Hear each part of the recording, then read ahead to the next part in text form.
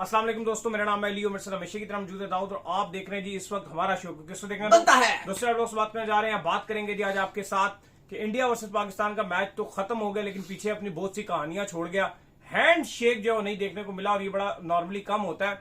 एक hand shake Ben Stoke वैसे India से करना चाह रहे थे, लेकिन उसमें इंडिया ने रिफ्यूज किया था। लेकिन वो अलग हैंड शेक था जिसमें इंडिया जो है चाह रहा था कि हम अभी बैटिंग करेंगे, इसलिए हम जो है हैंड शेक नहीं करेंगे। लेकिन यहां पर एक होती है गेम की जो स्पिरिट होती है उसके खिलाफ थी, ये स्पोर्ट्समैन स्पिरिट के खिलाफ था कि हैंड शेक करना चाहिए था। जब आप मैच खेलने आगे सारी चीजें करने आगे, फिर ये छोटी चीजें रह जाती हैं कि इससे हाथ ना मिलाना, उससे हाथ ना मिलाना।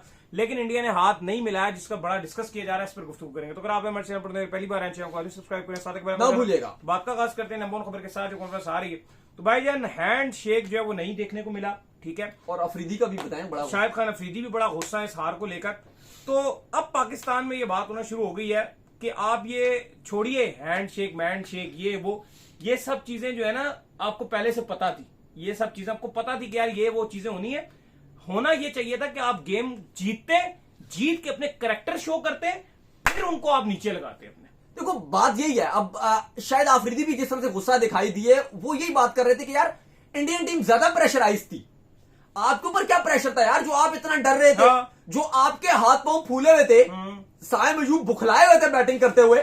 साइद अफरान पूरे मैच में बुमराह को छक्के मार के बस वो समझ रहे भाई मैंने कारनामा अंजाम दे दिया, मैं 100 साल के लिए पाकिस्तान टीम में अपनी जगह बनाने में कामयाब रहूं। और भाई आप ये देखो कि वो ज्यादा प्रेशराइज थे।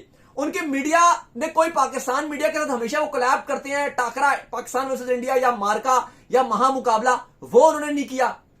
फिर हमारी टीम पे तो कोई प्रेशर ही नहीं था। उनके फैंस बाइकआउट कर रहे थे कि जो मैच देखेगा वो गद्दार, जो मैच देखने के लिए स्टेडियम जाएगा वो देशद्रोही।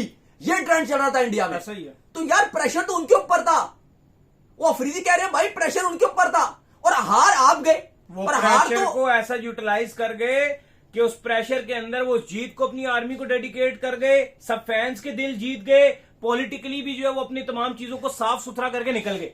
हाँ, बाकी देखो अब इंडिया ने कल मैच में जो जिस तरह से मैच हुआ उसमें जो हैंडशेक नहीं हुआ, वो देखो वो एक चीज एक ऐसी थी जिस पर आपके कोच माइक हैसन ने भी इतराज किया। उन्होंने कहा यार हम तो खड़े हुए थे कि हैंडशेक करेंगे, और इस पर जो हमारे कप्तान आ गए उनको भी आप कहेंगे बुरा लगा कि यार मैच में आई नहीं कि हाँ बिल्कुल। उन्होंने कहा यार कि जिस तरह से आना चाहिए था, एक तरीकेकार होता है कि सारे एक स्प्रिट पर आते हैं, हाथ मिलाते हैं। लेकिन अब बात यही थी कि इंडियन टीम की सोच यही थी कि यार अगर हमने हाथ मिला लिए तो जो हमारी मीडिया है वो हमें उड़ा देगी। वो जो गोस्वामी है, वो जो तेंदुलकर को बुला रहे थे कि भाई मैच रुकाओ, आके गंगुली और द्रविड़ आके मैच रुकाओ पाकिस्तान इंडिया का, वो फिर आके गालियां देंगे इनको कि भाई तुमने हाथ क्यों मिला लिया। तो शायद उनके लिए ये भी एक प्रॉब्लम थी कि यार ये एक चैलेंज सिचुएशन इस वक्त जो है वो आ चुकी है पाकिस्तान टीम के लिए। अगर उनके अंदर गैरत है, उनके अंदर शर्म है, तो तैयार हो जाए। ये हाथ साथ मिलाना मेरे नजदीक जो ये कोई बहुत बड़ी अब बात नहीं रही है। जो ऑन द सीरियस नोट है, ये सबको पहले से पता था कि सिचुएशंस खराब है, वो शायद अंदर से हाथ मिलाना भी चाहते हो, लेकिन सबको पता है कि यार पीछे से इंस्ट्रक्शंस हैं, उस इंस्ट्रक्शंस को फॉलो करना है। मैच रेफरी ने जब आपका टॉस हो रहा था उस टाइम पर दोनों कप्तानों से रिक्वेस्ट की कि आपने हैंडशेक नहीं करना, क्योंकि ये पीछे से बात बताई जा रही है कि हैंडशेक नहीं करना। बाढ़ में गया हैंडशेक, हराओ आप इनको। नहीं, जंग के बाद ये बहुत बड़ा मैच था यार। ये मैच था जो आपको जीतना चाहिए था, और जीतना नहीं भी साहब, इंटेंट तो दिखानी चाहिए थी ना। इंटेंट तो दिखाते आप, लड़ते आप इतना डरपोकियत वाली क्रिकेट खेले हो यार। आप इतनी बुजदिलों वाली क्रिकेट खेले हो यार। आपके आगा कप्तान लीडर थे यार, वो सूर्य कुमार यादव भी लीडर था उनका। उसके फील्ड में डिसीजन समझ आए, बुमराह से तीसरा ओवर करवाया, अभिषेक शर्मा को वो लेकर आया, और उसके आप डिसीजन देखो। और आप अपने फैसले देखिए कि कितने आपके गंदे फैसले देखने को मिले। आगा के शाहीन को किस तरह से इस्तेमाल किया गया, स्पिन आपकी बेकार रही। बैटिंग में 3 रन बनाए आगा ने, सूर्या ने 47 रन बनाए। उसने कहा कि यार मैं अपनी टीम को फ्रंट से लीड करवाऊंगा, और बाद में हैंडशेक भी नहीं किया। चलो हैंडशेक वाली बात यह है कि बुरा लगता है यार, आप स्पोर्ट्समैन स्पिरिट हो, आप खड़े हुए हो कि हाथ मिलाना है। चलो जो भी अब मैच हो रहा है, इंडिया में बाइकआउट चल रहा था, जैसा भी चल रहा था, लेकिन आप एट द एंड खड़े थे कि यार मैच हो रहा है ना, अब खेल रहे हो। तो फैंस भी बैठे हुए हैं साथ साथ ही। 70% इंडियन क्राउड था, अभी भी 30% पाकिस्तानी था। तो बुरा लगता है यार। फैंस तो थे ना, फिर भी मिलके देख रहे थे। मैं वही कह रहा हूं, मिलके देख रहे थे, मिलके देख, साथ साथ खड़े थे। अगर एक होता था तो दूसरा कुछ होता था, वरना दूसरा कुछ होता था। वो तो शुगर मेरा लगा रहे थे, लेकिन उसके बावजूद हैंडशेक ना करना, अब शायद ये एक इंडियन मीडिया की तो एक जीत होगी, वो कल सुबह या लगातार शाम को जब भी वो शोज करेंगे दिन रात, वो तो इस पे खुश होंगे कि हैंडशेक नहीं किया, हैंडशेक नहीं किया। एक्चुअल में ना देखो मसला ये था उनका, मैं आपको सीधी बात बताऊं कि वो इस वक्त जो है बहुत प्रेशराइज सिचुएशन में मैच खेलने आए हुए थे और उनको ये कहा गया था कि यार किसी भी तरीके से मैच करवा लो, मैच हो जाए। ये भी इनका डबल स्टैंडर्ड था जो बीसीसीआई है, वो ये चाह रहा था कि मैच हो जाए किसी तरीके से, बाद में हाँ वो सारे चाह रहे थे बाद में ना आप कुछ ऐसा भी कर दो कि जिससे फैंस भी खुश हो जाए। उन्होंने दोनों काम कर दिए, पहले वो मैच जीत गए, उससे फैंस ज्यादा खुश हो गए, फिर उन्होंने उसको जीत को आर्मी को डेडिकेट किया, उससे फैंस डबल खुश हो गए, फिर हाथ नहीं मिला उससे फैंस ट्रिपल खुश हो गए। हाँ ये इनकी बात बिल्कुल ठीक है कि वो कर दिया, लेकिन अब चलो वो उन्होंने फैंस को खुश कर दिया, लेकिन अब ये हम इनको कोई बातें नहीं मानते, जो मैं और अली साहब हाँ, हमारा ये हैंडशेक, ये dedication at the Jeet important होती है। वो अगर आप जीत ले गए तो ले गए, बाकी बाइकआउट कोई कर रहा है वो करता रहे। हमें जीत चाहिए थी बीइंग अ पाकिस्तानी, वो नहीं मिली और वन साइडेड हमें हार मिली है, ये हमें चीज हर्ट कर रही है।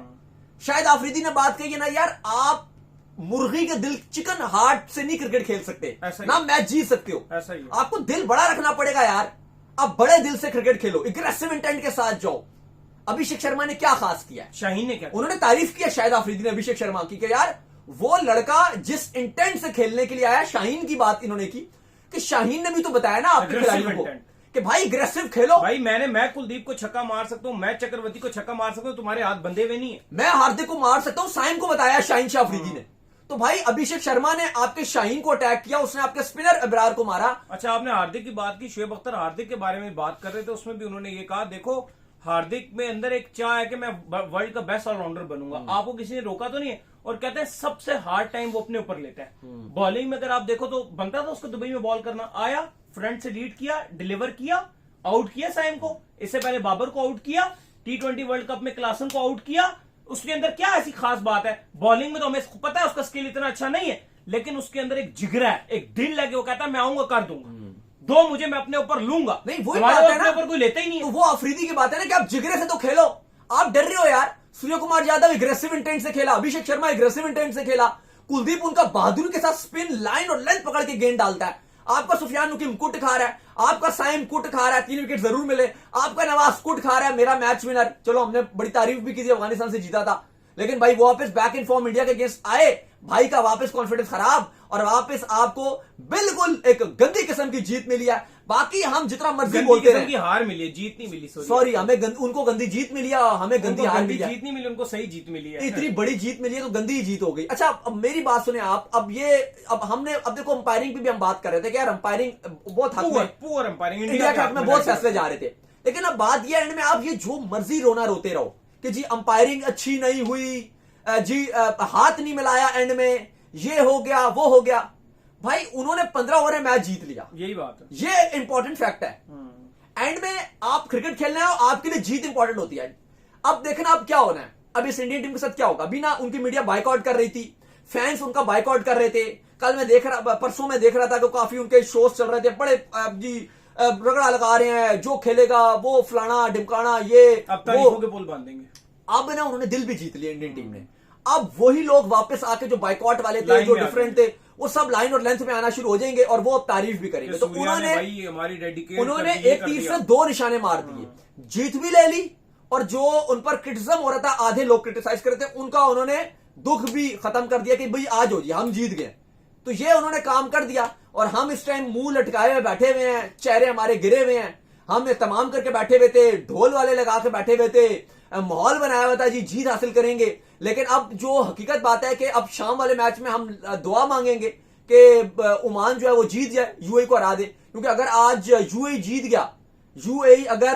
गया तो आपके लिए परेशानी बन जानी है, क्योंकि आपका जो बुध को मैच है वो आपके लिए फिर परेशान कुन हो जाएगा। अब बात हुई है कि आपके तो क्रिकेटर पहले ये बातें कर रहे थे बहुत सारे जी कि पाकिस्तान ने अगर इंडिया को हराया तो वो एक अपसेट ही होगा।